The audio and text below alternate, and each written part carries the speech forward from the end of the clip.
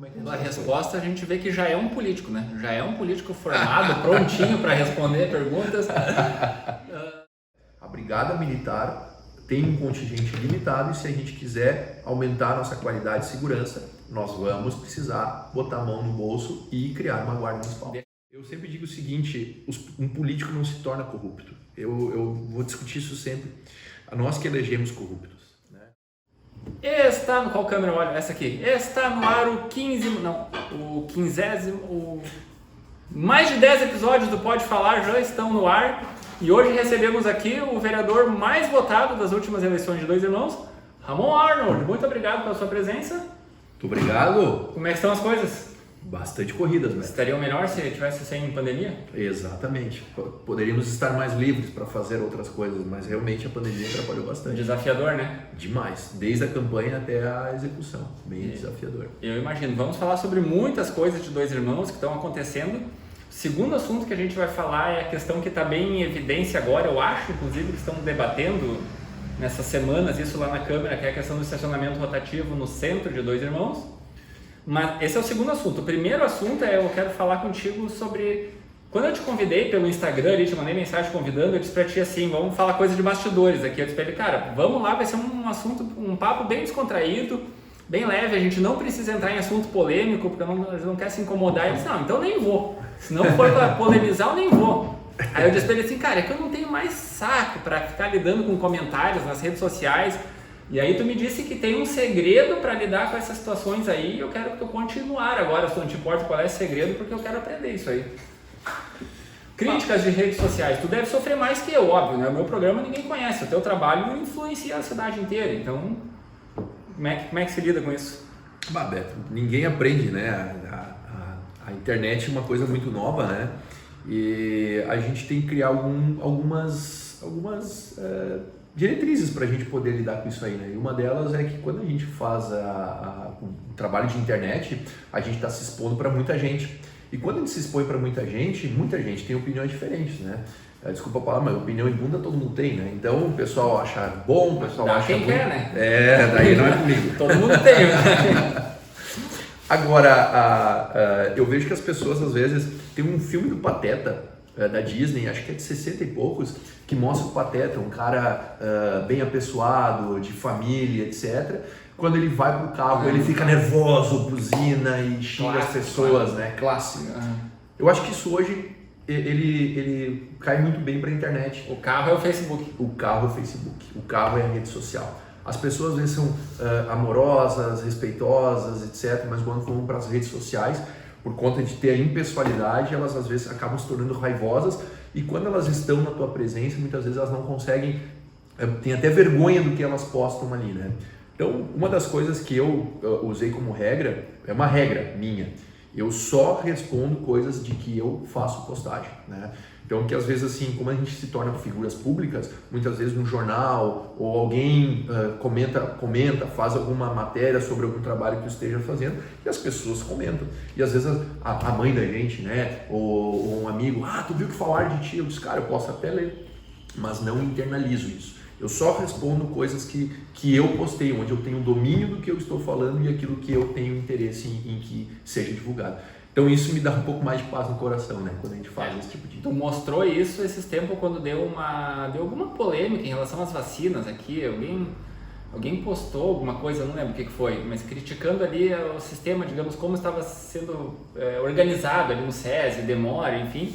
E daí alguém me marcou, se eu não me engano, nessa postagem, dizendo, chama o Ramon Arnold para conversar sobre isso, para dar explicação, não sei o quê. Eu acho que eu te encaminhei isso até e tu disse, cara, chama alguém da saúde que é mais indicado, não é...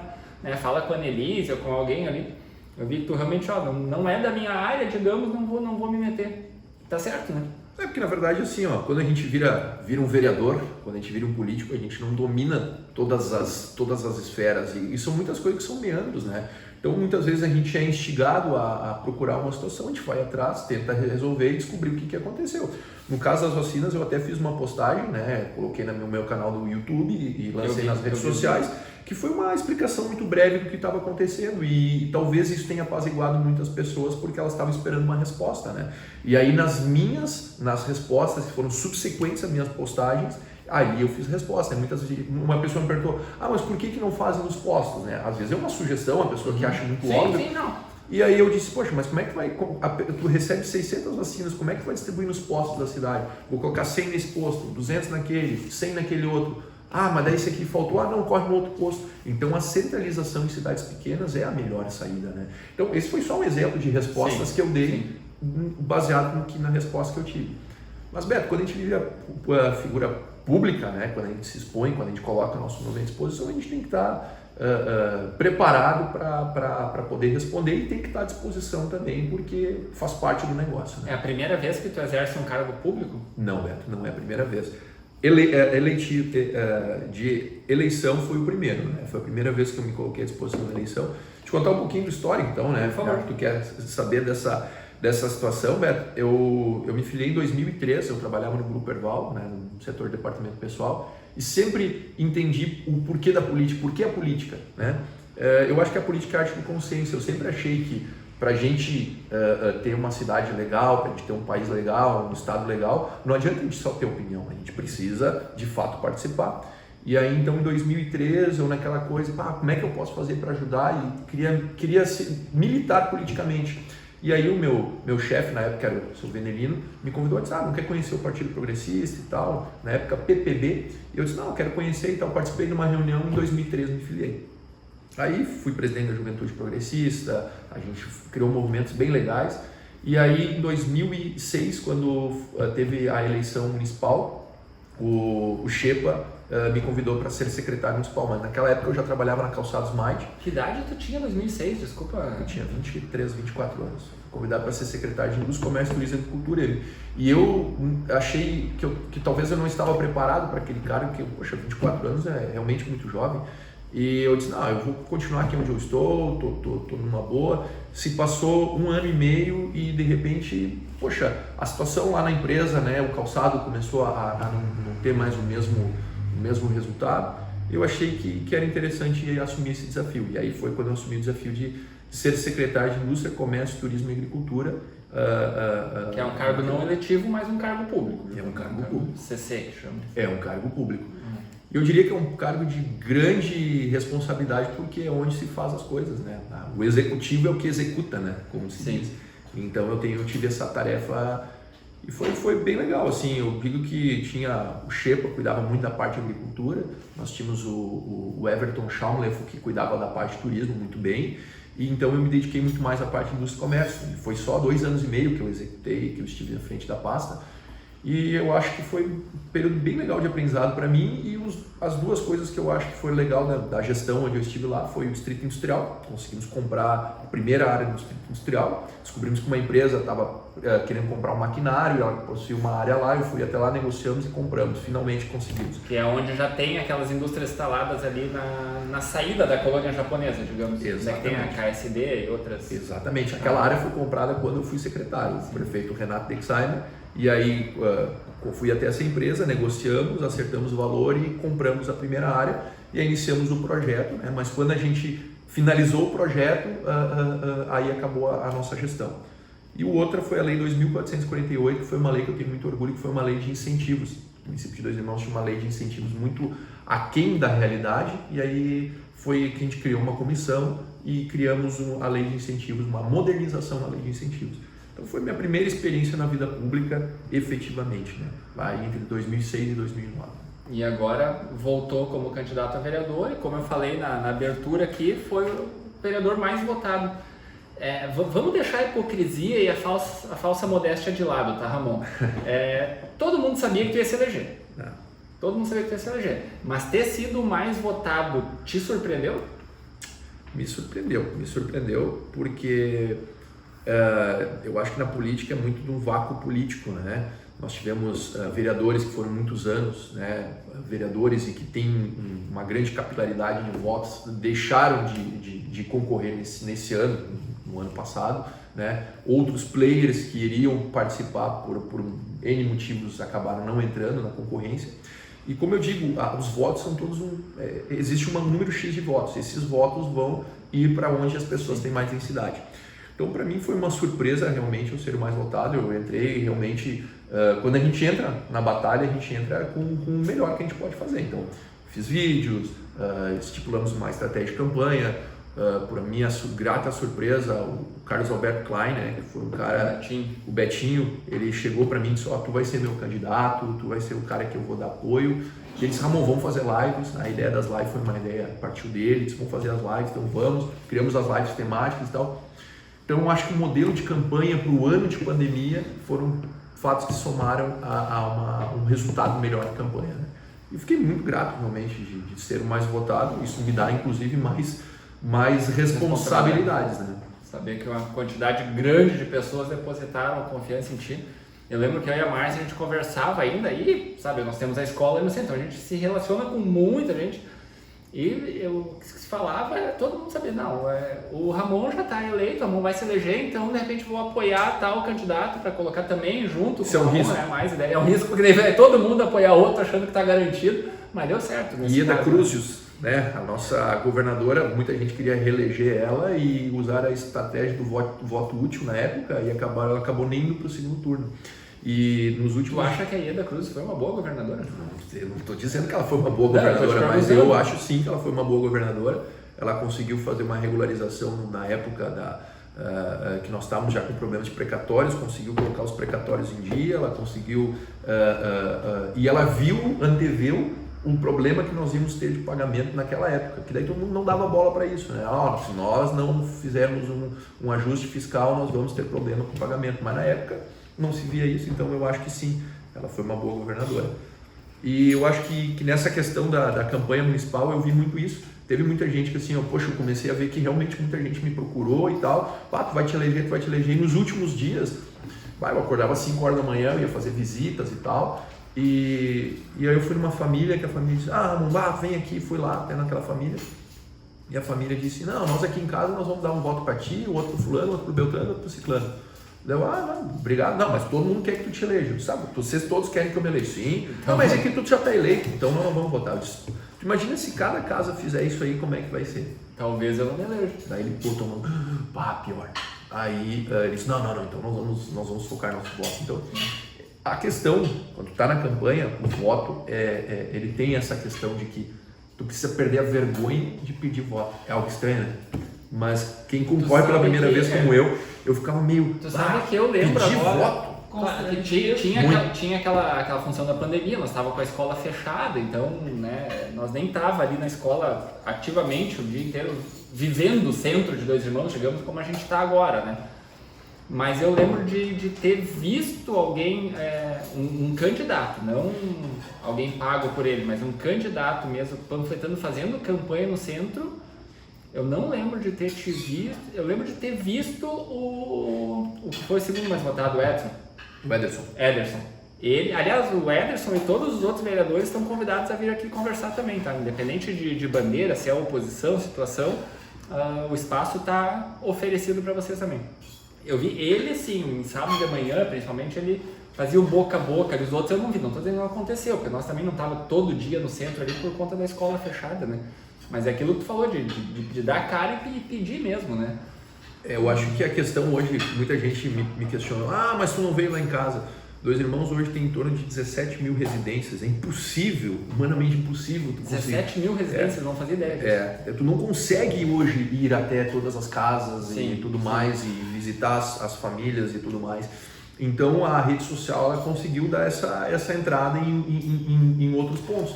Mas com certeza e como eu não parei de trabalhar, né, eu não consegui parar de trabalhar, vou parar de trabalhar, vou me dedicar à campanha, eu continuei todo o tempo trabalhando, né, então eu tinha de manhã cedo e à noite para... É que as redes sociais, como a gente falou, gravar vídeo, coisa, elas têm o poder de te colocar dentro de mais casas pelo menor custo, inclusive, né? Menor custo, questão de tempo, tudo é mais prático hoje em dia, tudo é nas redes sociais hoje em dia, inclusive esse programa que vocês estão vendo aí, né? Mas elas exigem muito tempo também, né? Eu vejo que é planejamento, porque a gente criou um grupo e daí a gente teve que fazer um planejamento, né? E aí eu acho que é muito da análise, eu sou formado em relações públicas, né? E eu fiz quase que um plano de comunicação, né? Onde fiz toda a roteirização do que nós íamos fazer, onde nós íamos atingir. Eu tinha uma informação de uma pesquisa que nós compartilhamos para todos os vereadores, quais eram as redes sociais por faixa etária que nós tínhamos maior capilaridade dentro de Dois Irmãos. Então, para o público acima dos 40 anos, o Facebook tem uma entrada maior, para o público abaixo dos 40 no Instagram.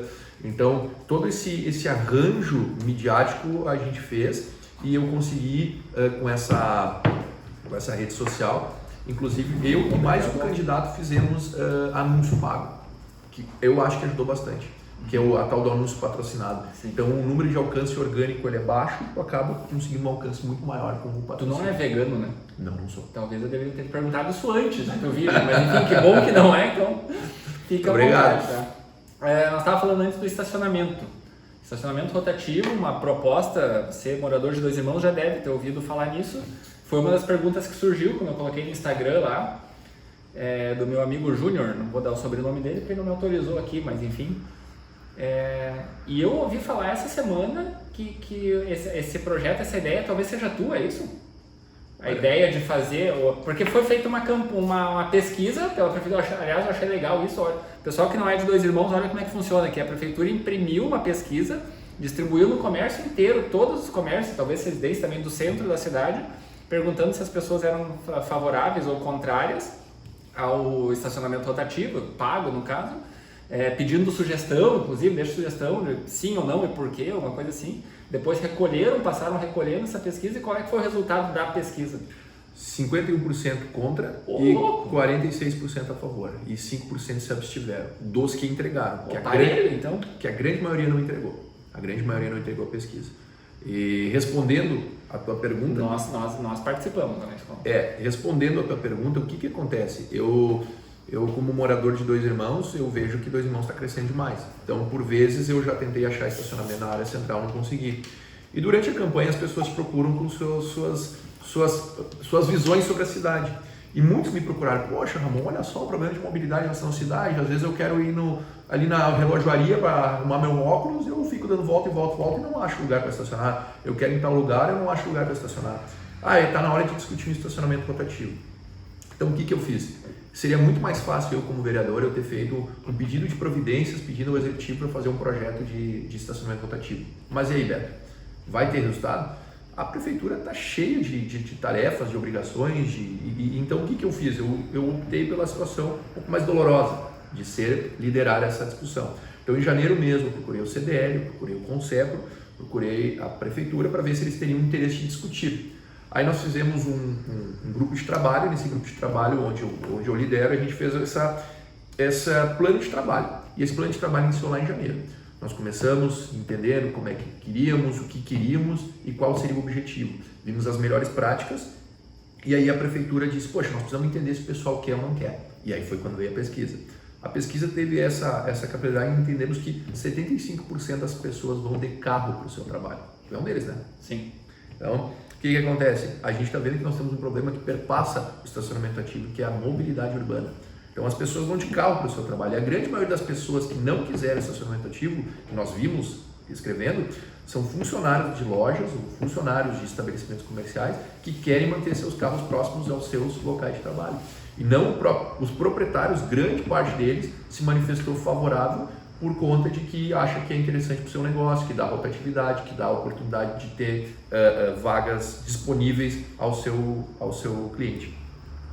Então, o que estamos fazendo agora? Estamos fazendo visitas a outras cidades, porque nada se cria, tudo se copia. Sim. Estamos indo em cidades como Carlos Barbosa, Canela, Sapiranga. A gente está indo nessas cidades para entender o que deu certo, o que deu errado, o que é bom, o que é ruim. Fazendo uma análise SWOT em cada cidade e vai culminar, a gente já está mais ou menos definindo, vai culminar num projeto de rotatividade, estudo de rotatividade na área central. Uma empresa precisa ver qual é o nível de rotatividade dos carros na área central. Se for acima de 30%, o projeto tem alta viabilidade. Se for abaixo de 30%, ele perde viabilidade econômica. Então é isso aí. É nesse ponto que está e o que vai acontecer? Depois desse projeto nós vamos colocar em audiência pública. A população quer, ou não quer. E é isso que vai acontecer. Eu, como vereador, não posso fazer isso. Né? Isso é uma questão que eu estou aprendendo agora. Né? O que tu não pode fazer? Eu não posso fazer o projeto de estacionamento rotativo. Não?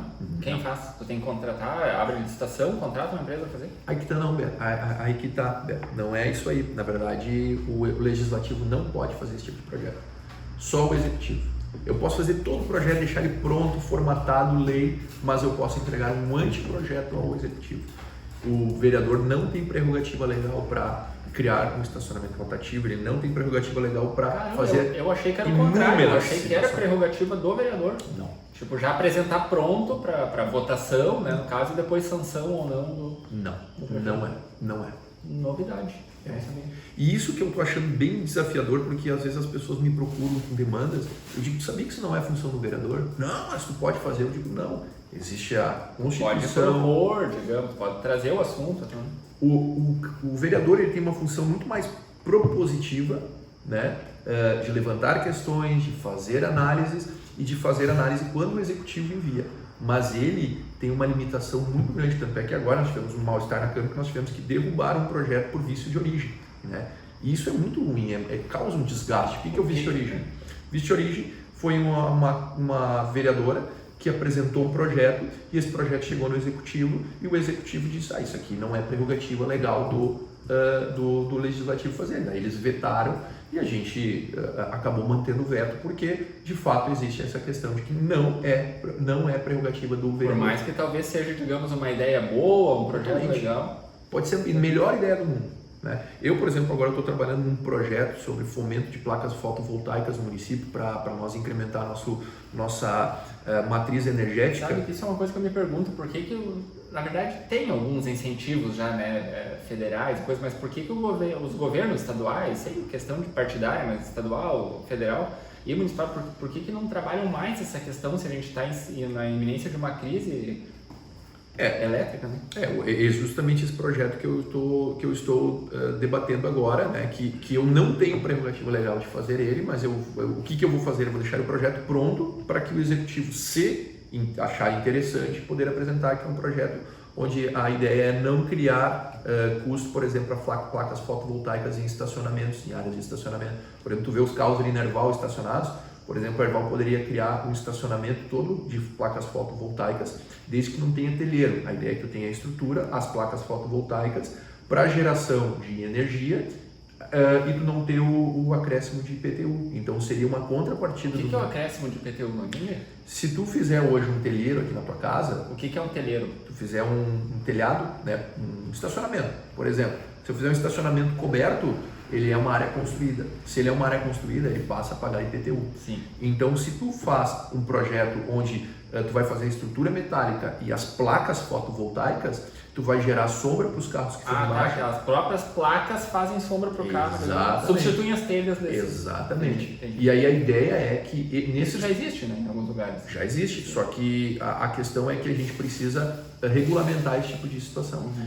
Então, diferentemente da iniciativa privada, que tu pode fazer tudo que tu quiser desde que tu não infrinja a lei, pro público é diferente. Tu pode fazer tudo desde que esteja escrito na lei. E esse é um dos grandes motivos da gente estar fazendo revisões na nossa matriz de leis municipais. Né? Bastante trabalho, né? Muita leitura, muito estudo, muito aprendizado. Eu digo para todo mundo lá na Câmara, né? Nós tivemos a renovação de 80%, a gente está numa curva de aprendizado, né? Isso acontece em empresa, escola, etc. Sim, tem um período de adaptação, digamos.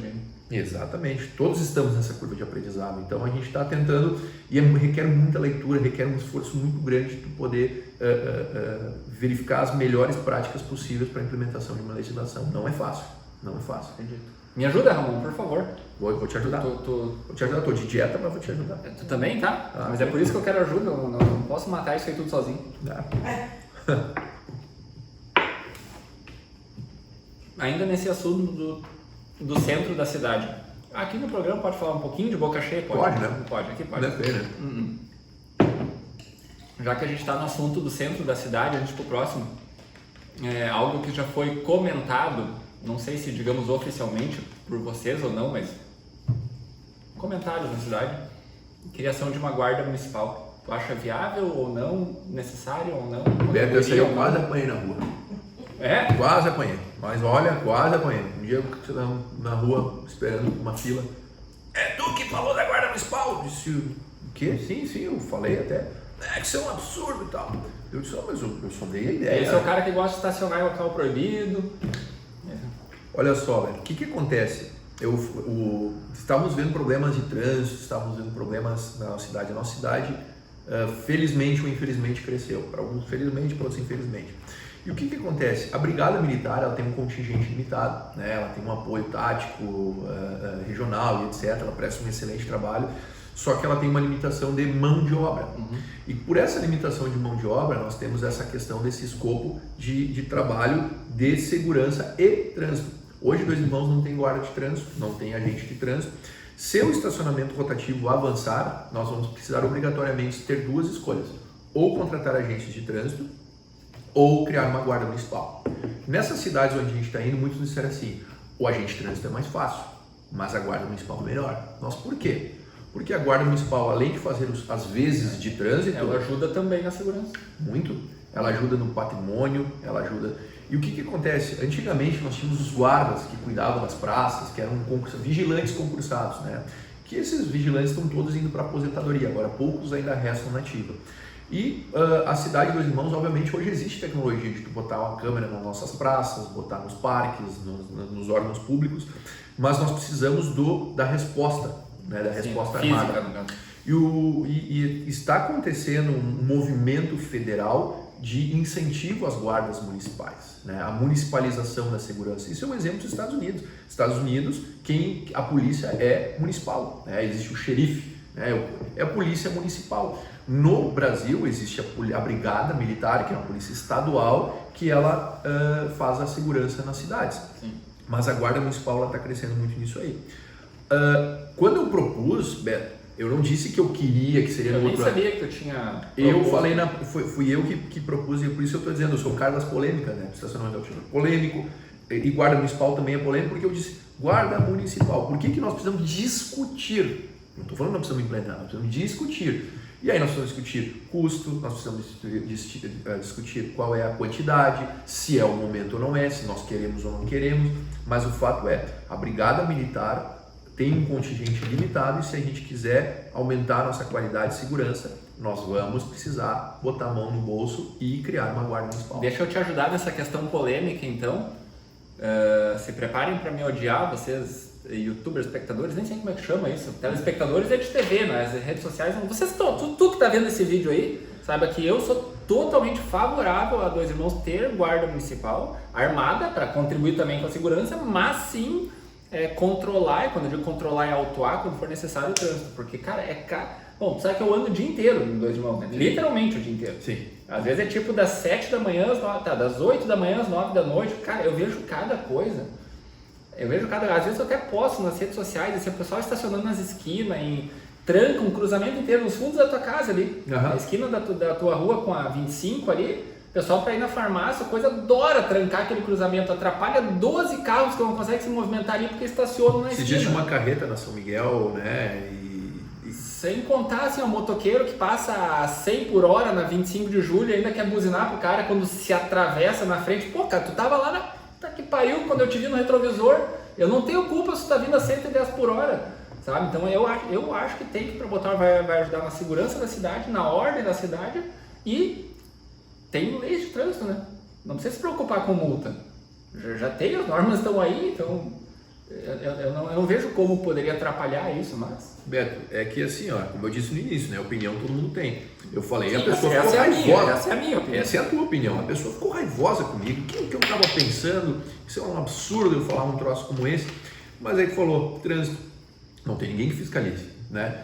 O carro está fazendo, mas a prefeitura não vai fazer nada. Não, a prefeitura só poderia fazer se tivesse agente de trânsito. Então a escolha vamos colocar, tenho conversado com o prefeito sobre isso aí, vamos ter que colocar agente de trânsito, mas quem sabe a gente já dá um pulo maior e já vamos para uma guarda municipal. E daí a gente já tem outros aspectos que eles podem nos ajudar. Então o trânsito hoje, Dois Irmãos, está realmente crescendo demais. E se nós tivermos estacionamento rotativo, a multa para quem não paga, ela é primordial para que isso aconteça, ela é fundamental. E não é só por estacionamento rotativo. Eu vou muito por Campo Bom, e Campo Bom ali, na entrada de Campo Bom, pela Ortobon, eles põem aqueles os radarzinhos. todo mundo anda pianinho. Sim. Por quê? Sabe que Porque vai ser sabe, multado. Tá errado? Que tu tem que andar dentro da lei que está ali. Na verdade, a lei... A indústria da multa, eu sempre questionei um pouco essa história da indústria da multa, só é multado quem está errado. Se eu estou andando acima da velocidade, eu estou assumindo o risco de ser multado. Eu sou tão radical nesse esquisito aí, eu acho que em termos de trânsito, inclusive, eu acho que não tinha que ter. Quando tu faz a tua carteira lá de habilitação, quando tu pega o teu direito de dirigir, eu acho que já tinha que estar implícito ali, assim, cara, eu assumo as responsabilidades e assumo todas as leis, digamos, por exemplo, não dirigir embriagado, sabe, essas coisas, porque, cara, a pessoa pega dirigindo embriagado, atropela, mas vamos fazer o bafômetro. Não vou fazer o bafômetro porque a lei diz que eu não preciso produzir prova. Cara, vai tomando. Então é óbvio que tu tá bêbado, né? Se tu tá... Hoje existem dispositivos legais que se tu Mas se negar... Um bom advogado sempre consegue, né? Ir empurrando, vai empurrando. Então, cara, anda dentro da lei. Eu digo uma coisa que eu aprendi quando eu fui secretário, bem jovem, com 20 e poucos anos. O brasileiro, eu falo da nossa cultura, daquele jeitinho que a gente sempre se orgulhou disso, que aqui as pessoas se sentem injustiçadas quando se faz justiça. Quando uma pessoa é multada que estava acima da velocidade, mas por que tu não vai pegar ladrão? Mas por que tu não vai não sei o quê? Cara, tu estava errado. Assuma o seu erro e assuma a responsabilidade. Então é nesse ponto que eu falo que não tem a quem perder, não tem problema quem anda dentro das regras. Eu morava antigamente na São Leopoldo, eu via ali na Afonso Wolff, os carros passavam a altíssimas velocidades. E quem é que vai cuidar disso aí? Só se nós montarmos uma estrutura para cuidar disso aí. Porque quando as pessoas tiverem atropelamentos, tiverem problemas graves, elas dizem, mas por que ninguém tomou uma providência? Só que a providência não acontece num passe de mágica. Ela requer discussão, ela requer planejamento, ela requer essa implementação que muitas vezes ela é trabalhosa, ela é discutida, ela tem que ser planejada, né? E então eu acho que está na hora de nós discutir, né?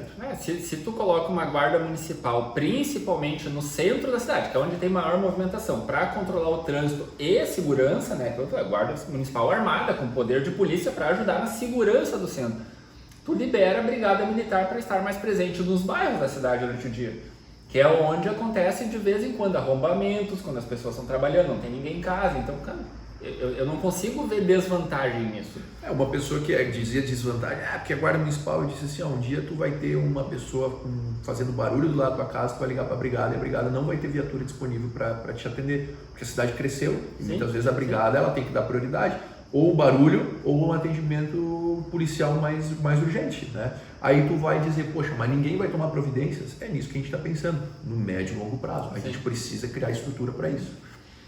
Eu sei que não faz diferença nenhuma, mas contem com o apoio do Pode Falar nesse projeto. Não vai fazer diferença nenhuma, não tem poder nenhum para contribuir. Já definimos então que Dois Irmãos vai ter guarda municipal. Nós estamos resolvendo a cidade aqui. Estamos resolvendo, está tudo definido já. Vai ter xerife. Guarda municipal, não sei se para essa segunda-feira agora já, mas para outra. 15 dias a gente manda. 15 dias nós estamos botando guarda municipal em Dois Irmãos. Estacionamento rotativo vai ter também. Esse eu não cheguei a falar, mas esse eu preferia que não tivesse. Mas ok. Ganha uma e perde outra. Eu aceito ser voto vencido, não tem problema nenhum. Ganha uma e perde outra. Tá. E agora, então, que tu é oficialmente um político, então, há 9 meses, né? Planos pro teu futuro, tua carreira profissional, o que tu pensa? Tu tá, tipo assim, bom, são 9 meses de vereância. Tu tá empolgado com uma carreira política? Ou...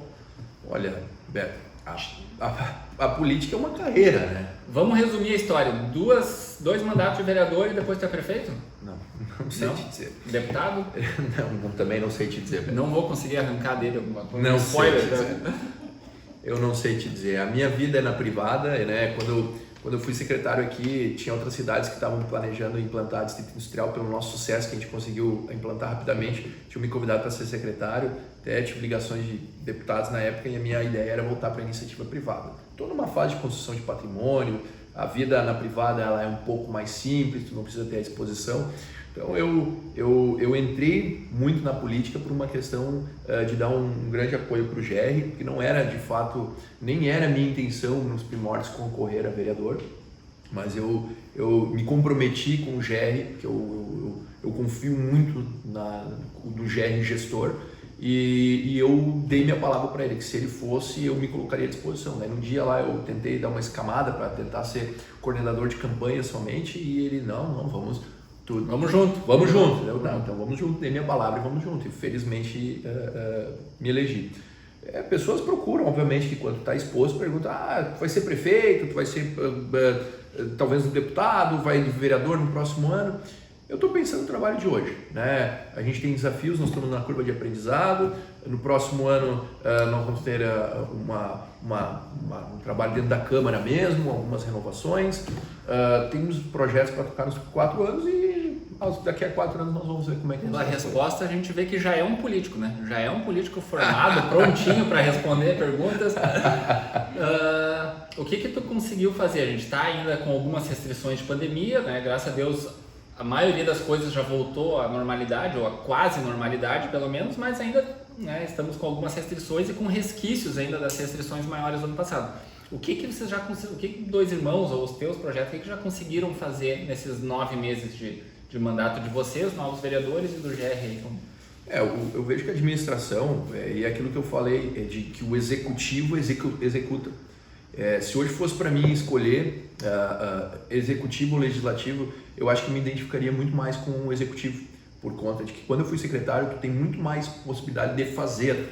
Quando tu é vereador, tu tem muito mais possibilidade de promover, de discutir, de levantar ideia, fazer ideia. Exato, de promover. Tem essa função, que tem a questão de fiscalização. Então, logo no início do ano, eu tinha estudado o regimento, né, antes de me eleger, e logo depois que me elegi, então me aprofundei nos estudos do regimento, e logo que tivemos a composição da mesa diretora, eu quis ser relator da comissão de pareceres. O que é o relator da comissão de pareceres? Ele é o vereador que recebe os projetos executivos e ele tem a função de fazer um relatório da aderência, de se está ok, se não está ok. E nesse ponto está sendo muito legal, porque eu estou aprendendo bastante. Os projetos chegam, então todos eles eu tenho que me aprofundar, fazer legislação, ler o projeto básico, que muitas vezes é alteração de uma lei que já existe há anos, então tu tem que ler a lei. Então, isso tira muito do nosso tempo, né? E eu digo assim, vereador é que nem uma metalúrgica, mais ou menos. Tu vai numa metalúrgica para pedir um portão, ele tem que primeiro entregar os portões que já estavam na produção. Quando ele termina aqueles portões da produção, por isso que ele te pede 40, 50 dias de prazo de entrega. É a mesma coisa um vereador. Hoje eu estou empenhado no projeto de discussão do estacionamento rotativo, que tem me tirado bastante tempo. Encaminhei um anteprojeto para a regularização dos passeios públicos de calçadas.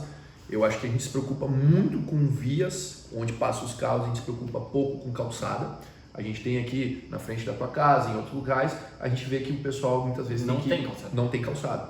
E isso exige uma regulamentação legal, e é nesse ponto que eu estou trabalhando, mas isso requer muita leitura, muito trabalho, muita discussão técnica, inclusive. Então, o que nós estamos fazendo? Discutindo muito os projetos legislativos, aprovamos na última segunda o plano diretor com algumas modificações, aprovamos a lei de diretrizes orçamentárias, e eu estou dedicado a esses projetos. Estacionamento rotativo, entregar a discussão. Eu não vou fazer estacionamento rotativo. Gente, não precisa me bater na rua, eu não posso fazer estacionamento rotativo. Eu vou entregar a discussão ao executivo, assim como a lei das calçadas. Vou entregar a lei das calçadas, e estou trabalhando agora em alguns projetos de revogação de leis, para justamente dar segurança jurídica à nossa comunidade. Legal. Nós vamos fazer daqui a pouquinho aqui o desafio dos palitos para o Ramon. Estou curioso. Tá curioso? Tô curioso. Deveria estar preocupado. Porque até hoje ninguém conseguiu ganhar o desafio dos palitos, até porque só a Thaís participou por enquanto e até fraquinha. Coitada, nossa, chegou a dar pena. Brincadeira, Thaís. Brincando contigo. Vamos lá. Eu não lembro, eu assisti vários vídeos, até porque o Betinho mandava todo dia vídeo teu durante a tua campanha ali, mas para quem não assistiu, eu confesso que eu não lembro também, quais eram as principais plataformas, digamos, as tuas principais promessas de campanha? Olha, para os 4 anos, obviamente. Se tu achar que em algum momento que eu prometi alguma coisa, tu me mostra lá, porque eu realmente... Não, eu tô perguntando.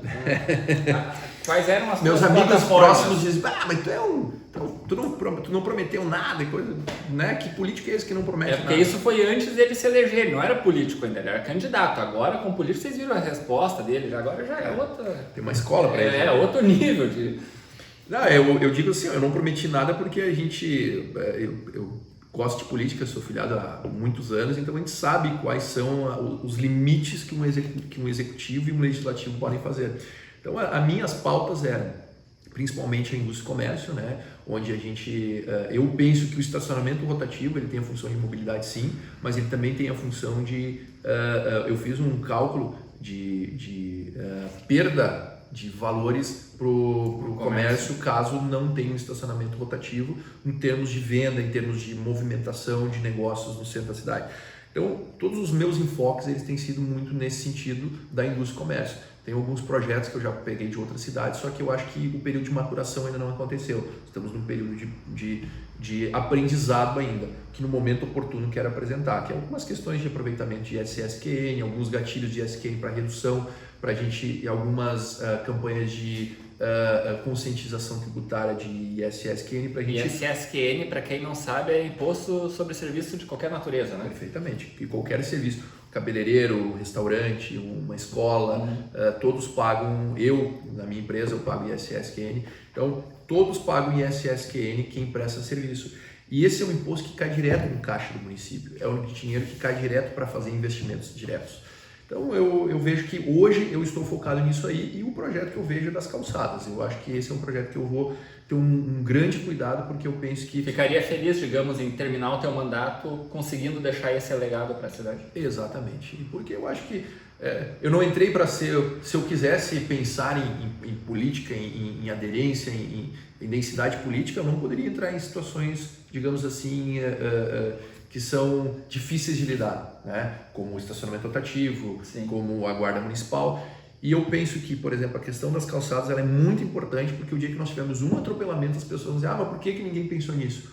E não acontece do dia para a noite. Então, estamos discutindo um aprimoramento. Nós temos a Lei 636, a Lei 84, que são leis muito antigas, defasadas e que carecem de renovação. Então, é nesses projetos, e quando as pessoas pensam, mas o que ele está fazendo? Nós estamos dedicados à leitura, reuniões, e quando as pessoas, Beto, me procuram, eu queria conversar contigo, pode ser à noite, tal dia? Eu digo, não, à noite eu estou com a minha família. Prioridade número 1, minha família. Quer conversar comigo? Isso a gente tem que mudar o mindset das pessoas. Eu trabalho numa empresa, tenho família e estou vereador. Quer falar comigo? Vamos conversar. De manhã às 6 da manhã, tá bom para ti? Às 7 da manhã, tá bom para ti? Vamos conversar, vamos ver quais são os problemas. Depois eu vou para o meu trabalho, tu vai para o teu e à noite estaremos com a nossa família. Isso acontece em cidades pequenas da Europa, em cidades pequenas do norte, da América do Norte. Então acho que nós temos que trazer esse mindset para o Brasil. É uma questão de reeducação, né? Alguma coisa nesse sentido, assim, das pessoas, como elas enxergam o vereador, né? Tu não tá 24 horas disponível para atender as pessoas, né? Esse dia até eu vi tu com os teus filhos na sorveteria, quase na frente da escola ali. Sim. E quando eu te vi ali, era bem no final da tarde, início da noite, enfim, não lembro. E dali eu pensei em fazer, sabe que às vezes eu não tenho nada a fazer, eu posto uns videozinhos de zoeira pra internet, assim. Ali eu pensei em fazer contigo e depois com outro, combinado com outros vereadores também. Não vou mais fazer agora porque eu já tô dando spoiler, estraga a surpresa. Mas de pegar, quando tu tivesse num daqueles momentos ali, o teu filho chegar com aqueles tipo fiscal de político, assim, olha aqui, gente. A gente paga o salário desses caras para eles estarem aqui 3 horas da tarde tomando sorvete com os filhos, mostrando a vitória do índice. Hoje é domingo, cara. Desculpa aí. Bom lazer, mas foi mal, pessoal. Mas vamos falar de outra coisa. Sair assim, fazer uns cortezinhos assim. Tipo, sempre tentar fazer um break news, escândalo aqui, no final eu estava errado. A ideia era essa, não ia ter graça nenhuma. Enfim. Que rufem os tambores, chegou um grande momento. O Ramon não vai poder escapar do desafio do palito.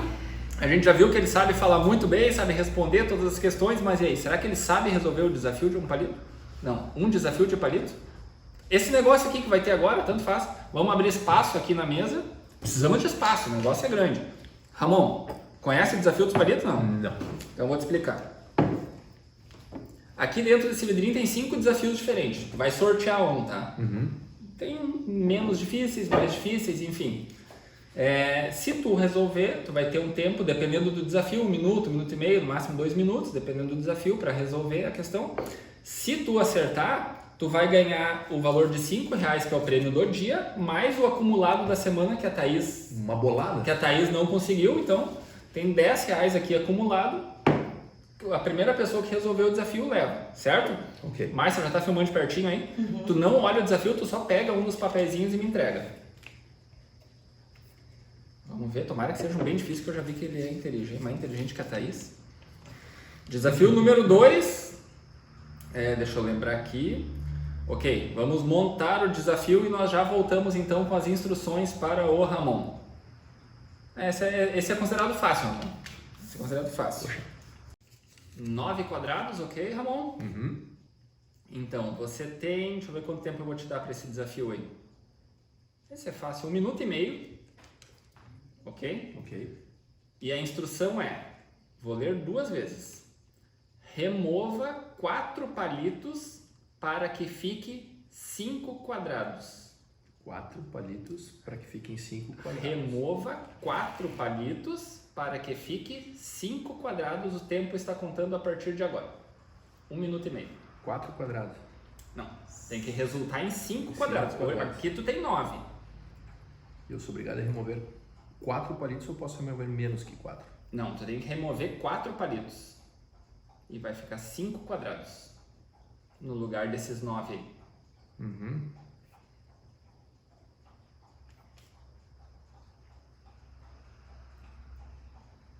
...30 segundos já se passaram, falta 1 minuto.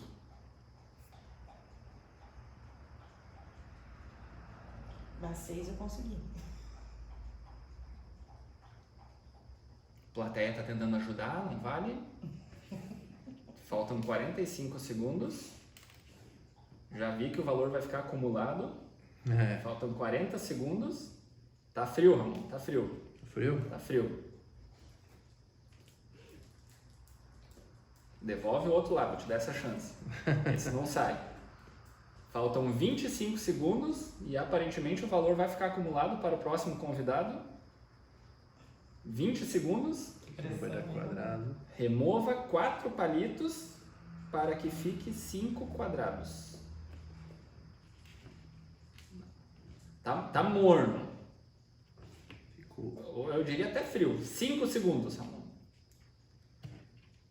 Tempo. Bé. E a resposta, senhoras e senhores, estava assim, certo? Tira 1, 2, 3, 4 palitos e temos 5 quadrados. O valor está acumulado, agora temos R$10 acumulado para o próximo convidado. Que bolada, hein? E que vem ao próximo desafio. Ai. Vamos voltar para... A gente não pega. Eu não consigo, eu não funciono assim, sob pressão. Então, Ramon, uma das perguntas que surgiu para ti ontem é bastante estranha, digamos assim, que eu até anotei aqui, para ser político precisa entrar no esquema? Nem tinha aspas na pergunta, eu que coloquei ainda para dar uma amenizada. No esquema tinha. Esquema, mas qual é o esquema, Beto? Não sei, a pergunta está aberta, Bom. era essa a pergunta. Para bons entendedores, meia palavra basta, né? Esquema é entrar em situações onde a gente muitas vezes não concorda, muitas vezes são situações escusas e que a gente acaba tendo que abrir mão da nossa ética para assumir certas posições. Eu acho que isso não é necessário. Eu sempre digo o seguinte, um político não se torna corrupto. Eu vou discutir isso sempre. Nós que elegemos corruptos, né? Ela já era, talvez só não tinha oportunidade de... Aquela pessoa que rouba uma coisinha, que sonega um imposto, que faz um gatinho na sua luz, que dá pequenos jeitinhos, essa pessoa, muitas vezes são pequenas situações e que quando tu vai para a política tu acha que tu não vê mal em certas coisas acontecerem. Então o que acontece? Muitas vezes tu está na política e as pessoas acham que tu entrou no esquema porque tu defendeu certo assunto ou não certo assunto.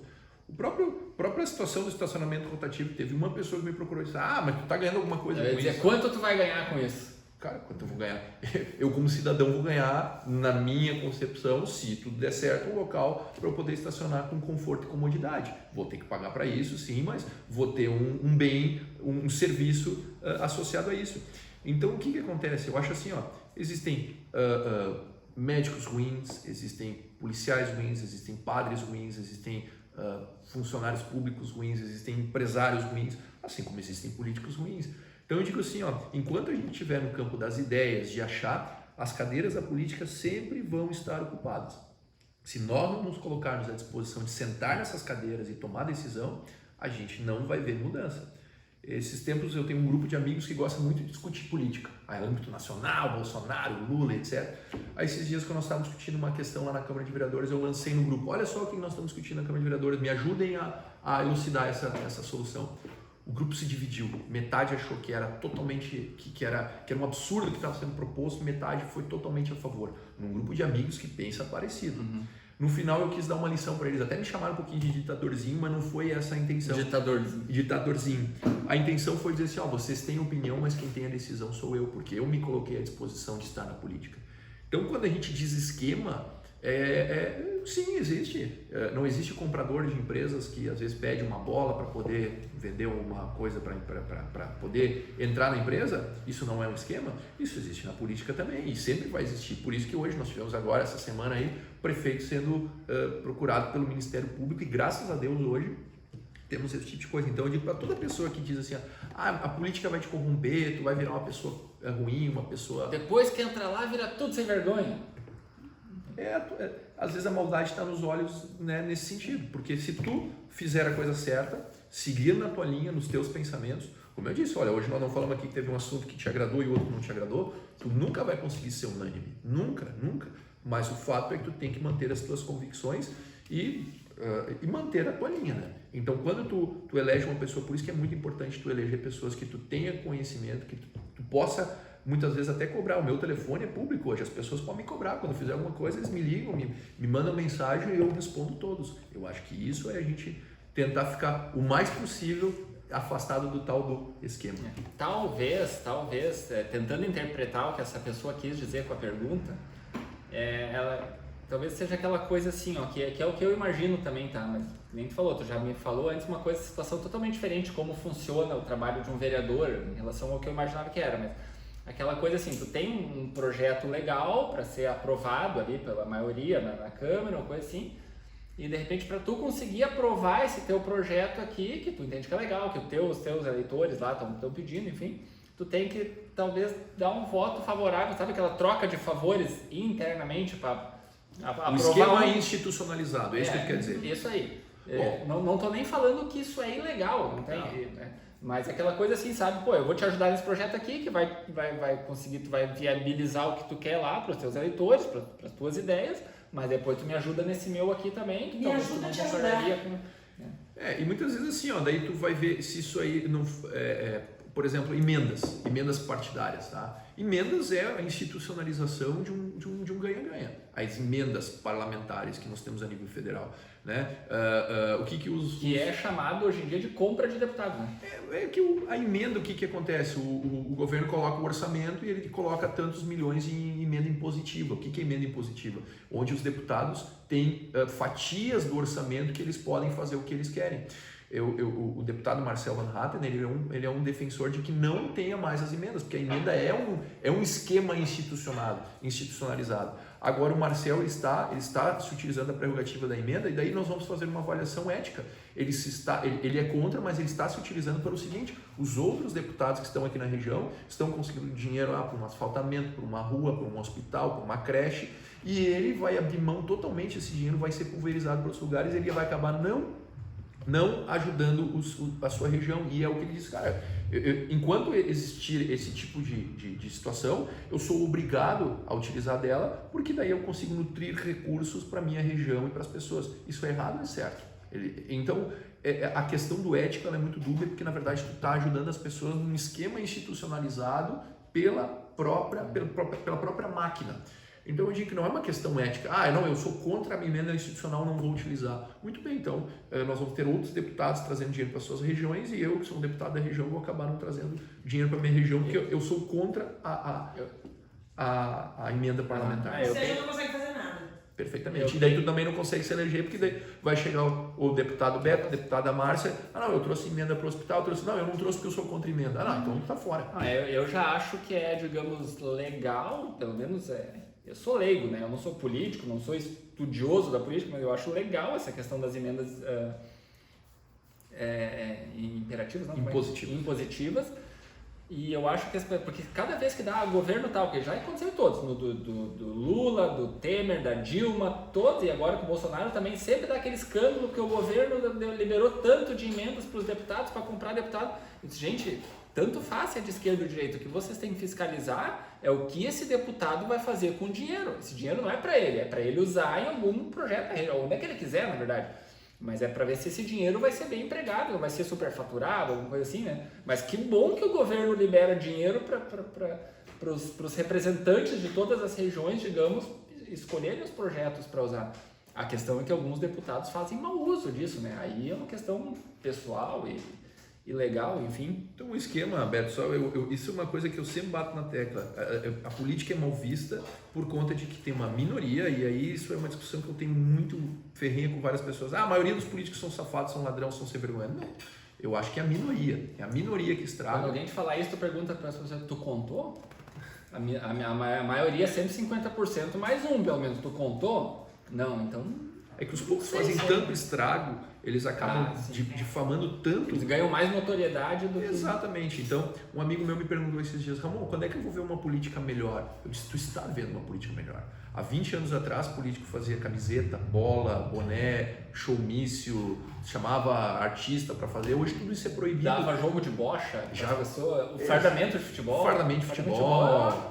E isso é errado, isso é eticamente errado, porque tu tá dando, tu tá se aproveitando da economia, de uma vantagem econômica para te conseguir angariar apoio. Então, e hoje o que acontece? Todas as tuas doações são claras, todos os teus trabalhos são claros, tu tem que abrir patrimônio que está na internet, tu tem que deixar tudo muito claro, e isso é transparência, e transparência gera credibilidade, e aí é um círculo virtuoso. Eu acho que a gente está nas nossas mãos mudar a política e eu não acho que é necessário entrar em esquema.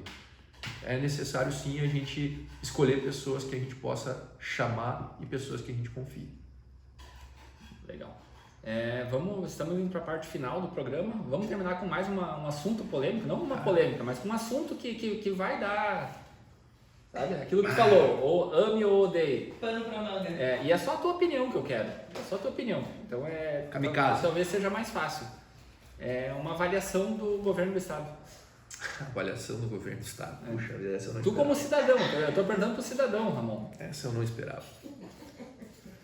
A gente conversou antes de começar a gravar aqui que pode falar qualquer coisa que quiser e não é obrigado a falar nada. Então se tu não quiser... Eu vou dizer assim, eu acho que todas as pessoas que se colocam à disposição, tu tem tuas escolhas e tuas intenções, mas todas as pessoas que entram na política, a priori, têm boas intenções naquilo que eles acreditam, né? Eles fazem as coisas melhor que eles acreditam. Pragmaticamente falando, né, esse governo ele conseguiu fazer importantes privatizações, num estado muito sindicalizado. Se tu ligar a Rádio Gaúcha, a Rádio Band, tu vai ver que os maiores anunciantes são os sindicatos.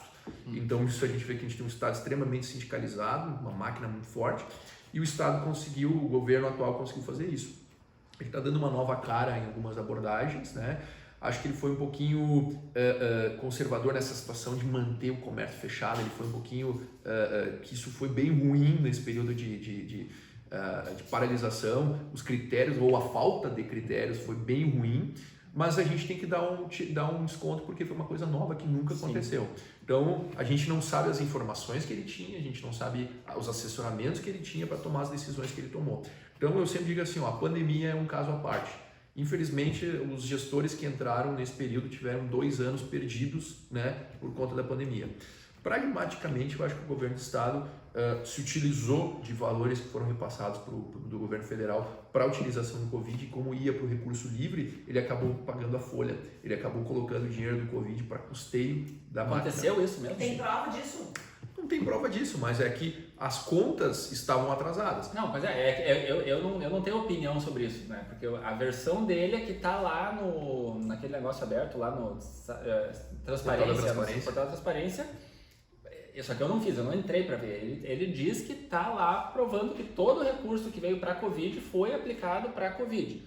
Mas eu não fiz isso, então eu não tenho opinião formada. Então, O por valor isso que eu te perguntei se é que o foi valor feito aplicado mesmo. para a Covid, ele poderia, por exemplo, no município de Dois Irmãos, o dinheiro ele não tinha destinação que tu tem que aplicar na Covid, em vacina de Covid. Foi aplicado, por exemplo, assim, o dinheiro da Covid foi aplicado em Dois Irmãos, por exemplo, tá no portal da transparência, para manter o serviço de transporte coletivo funcionando. Foi dado um subsídio para a empresa de transporte coletivo, porque ele não tinha gente andando nas ruas. Exato, ele não tinha gente andando nas ruas e as pessoas que precisavam se locomover, ele disse, não tem mais como tirar meu caminhão da rua, meu ônibus, né? Então, o dinheiro Covid foi utilizado para subsidiar. Isso é dessa verba federal que veio, digamos, para o estadual repassado para o município. Exatamente. Então, todos os municípios, inclusive o estado, hoje estão com superávit no livre. O que é o superávit no livre? Não são contas vinculadas. Fundeb, outras verbas, elas têm vinculação. Tu só pode utilizar para aquela finalidade. Tu não pode, eu vou pegar esse dinheiro para construir uma ponte, para fazer uma calçada. Não, esse dinheiro é utilizado para merenda escolar, para ônibus escolar, para custeio, tem dinheiro do custeio da saúde e dinheiro de investimento da saúde. Eles são dinheiros vinculados. Sim. E o dinheiro do Covid entrou no livre. E por conta de ter entrado no livre, cada governador e cada prefeito foi onde aperta o calo. E onde é que apertava o calo do Estado? No funcionalismo público. Sim. Então, tu pode até ter dito que foi para o Covid.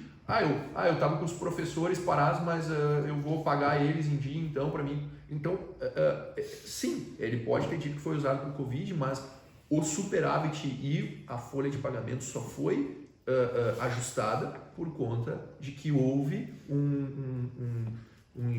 uma injeção de dinheiro federal para os estados e municípios, né? Tinha muito município que estava com um problema deficitário. Hoje se equilibrou. O município de Dois Irmãos que estava equilibrado, estava com contas, hoje está com um dinheiro no livre mais carregado. Eu acho também que em vários momentos da pandemia, digamos, ele segurou exageradamente as coisas fechadas, comércio, fechar restaurante, restrições, tudo. Também acho que ele exagerou nessa precaução. Eu até falava para a Márcia sempre, até quando dava essas notícias, tudo eu dizia para a Márcia, eu não queria estar nesse momento no lugar de nenhum prefeito, governador, presidente, porque foi uma bomba para todo mundo administrar isso, né? Por isso que eu digo, é muito fácil tu na sentadinha na tua cadeira. Mas também aconteceu, Ramon, isso também é fato, isso eu lembro, porque é verdade, porque a gente viveu na pele isso lá na escola, que lá no início, em março do ano passado, até o início de abril, quando começou a pandemia, não tinha ordem para fechar nada do governo, mas tinha um caos instalado, foi assim, muita gente fechou por conta do medo, seja, por conta de mídia, enfim, porque lá na escola, inclusive, a gente viveu isso. Eu lembro direitinho, eu já contei isso em outros episódios aqui, vou contar rapidinho de novo. No sábado, eu e a Márcia tava lá em Novo Hamburgo, no Pica-Pau, comendo um X, entrou um cara de máscara. Ele foi a atração, assim, todo mundo, sabe, sempre tem um bobalhão para se exibir, só porque tem esse negócio aqui que mal chegou aqui ainda, era um cara, assim, no sábado meio-dia. Na segunda de manhã, fomos trabalhar normalmente na escola, tinha recém começado as aulas, segunda semana de aula, estou buscando alunos na rua, que é uma das funções que eu faço lá, começo a receber mensagem de várias mães, Beto, vocês não vão fechar a escola, não vão fechar a escola, não vão fechar a escola, na segunda de manhã. Eu disse, não, a gente já tá, eu ainda tirei a foto, mas não, já tem o tubinho de álcool gel no carro aqui, para eles lavar as mãos, não, mas tem que fechar, porque, cara, começou uma enxurrada, chegou 3 horas da tarde, porque a Márcia a gente trabalha junto na mesma escola, mas não junto, às vezes a gente passa 3 dias sem conversar sobre o negócio, porque ou ela tá na sala de aula, eu tô na rua, ou eu tô na minha sala, enfim. Eu mandei uma mensagem para ela 3 horas da tarde e disse, Márcia, pede pra Camila fazer uma arte pra gente postar, dizer que amanhã a gente não abre mais a escola. Ela, porque eu disse, não, eu tava atrasado buscando, não dá para te explicar agora, só faz isso, a gente precisa postar isso agora, porque é uma pressão tão grande, eu não tô falando de 2, 3 pais, eu tô falando de uma enxurrada de pais por conta, eu acho que tinham confirmado o primeiro caso aqui, Dois Irmãos. Campo Bom. Em Campo Bom já tinha, e daí eu acho que foi quando confirmaram aquele Dois Irmãos, que no fim depois falou, nem era, né, que são dos nossos amigos ali. Mas aquilo ali gerou um pânico, sabe? Então, assim, nós fechamos a escola, todas as escolas, na verdade. Fechou. Quem mais demorou para fechar foi o município, e eu não tô nem falando que tá errado, eu lembro porque a Denise, a secretária, ela fazia os vídeos dizendo, gente, a gente tem que ter cautela para entender o que tá acontecendo primeiro, e acabou fechando depois também por pressão, porque, sabe? Então, assim, isso antes de vir a ordem de fechamento. Depois, sim, aí a partir, acho, da segunda quinzena de abril, quando a coisa meio que generalizou, Então também tem isso, o pessoal, o pânico se instalou. Instaurou. O pânico veio para a cidade, eu tento burlar o português aqui, antes de vir a ordem do governo, entende? Antes do fecha tudo, porque senão... Então, mas, cara, eu não queria estar na situação, porque nós fomos assim, preventivamente, olha, pensando no nosso público, hoje não sabe o que está acontecendo, vamos fechar. Virou politicamente correto. E eu correto. acho que o governo também, de certa forma, ele sabe, vamos, calma. No começo virou politicamente correto, a gente viu isso lá na empresa, as empresas todas assim, querendo, não, eu vou parar, vou fecharam repentinamente, isso deu todo esse desarranjo logístico internacional, inclusive, que nós vamos demorar mais um ano para a gente superar. Né? Na minha profissão eu trabalho com logística, então a gente vai ver mais um ano essa dificuldade. E aconteceu isso, e realmente quando eu digo que a gente tem que dar um débito para quem é a pessoa que está à frente, porque a gente não sabe as informações que ele tem, a gente não sabe as situações que ele está sendo pressionado, e infelizmente gerou todo um caos, e de fato, né, os negacionistas estão dizendo que nada aconteceu, mas de fato pessoas morreram, de fato pessoas tiveram eu tenho o hábito de dar a minha opinião, acho isso, acho aquilo, mas eu tenho cuidado de não julgar, né? Porque nem vou, a gente não tem todas as informações, a gente não está na situação desse lugar, a gente não tem a responsabilidade que essas pessoas têm, então é fácil, né, tu julgar quando tu tá no sofá de casa. Quando tu tá na vida pública, principalmente, tu tem que tomar as decisões, assim, numa empresa, assim, em outros lugares, tu tem o ônus e o bônus das ações que tu toma. Se tu tivesse mantido aberto, as pessoas iam morrer. E eu me lembro direitinho, na primeira semana, para nós fechar, pessoas procuraram dizendo, vocês têm que fechar, olha que Campo Bom fez, Campo Bom botou brita na entrada da cidade, que não entra ninguém na praia também, botaram pedras para ninguém entrar na praia, barreiras e tal. Olha que as outras cidades nós temos que fazer isso, nós temos que sitiar Dois Irmãos e tal. E essa mesma pessoa depois porque esses ricos estão vindo para cá, que vão viajar, trazendo esse negócio para nós, falaram muito isso. Né? Essa mesma pessoa, depois de um tempo, acompanhei eles dizendo assim, não, tá na hora de abrir o comércio, que isso é uma bobagem, que não sei o quê. Então, é muito fácil quando tu tem uma informação de tu tomar medidas precipitadas sem olhar as consequências das tuas atitudes. Verdade. Ramon, tu quer fazer mais alguma colocação em relação à gestão, algum recado para a comunidade de Dois Irmãos aí? Ou não também? Não, eu acho que eu agradeço, né? Eu só tenho que agradecer, foram 1.421 procurações, né? Quando eu digo que são procurações, foram pessoas que me deram a procuração para eu representar eles lá. O meu telefone 9920-1188 continua à disposição da população. Quem quiser falar comigo, tem uma dúvida... Qual que é o telefone? Repete, por favor. 9920-1188. Esse é o meu telefone. Eu posso colocar na descrição do vídeo? Pode botar, à vontade. Esse é um telefone público que eu me comprometi, que é um telefone que qualquer pessoa pode ter acesso ao vereador. Eu trabalho muito com educação. As pessoas me ligam, eu estou com tal problema. Eu digo, olha, o caminho é esse. Eu não vou te pegar pela mão, eu quero que tu tenha esse caminho. Então, a gente tem assunto para horas, né, para discutir, sim, mas eu fico muito feliz com isso aí e espero poder corresponder às pessoas que me escolheram de bom grado para cumprir essa missão de 4 anos. Beleza. Muito obrigado pela presença, Ramon. Obrigado a vocês que ficaram até o final do vídeo aí. Agora o Ramon vai deixar aquele recado que vocês não vão ver e até o próximo episódio, gente.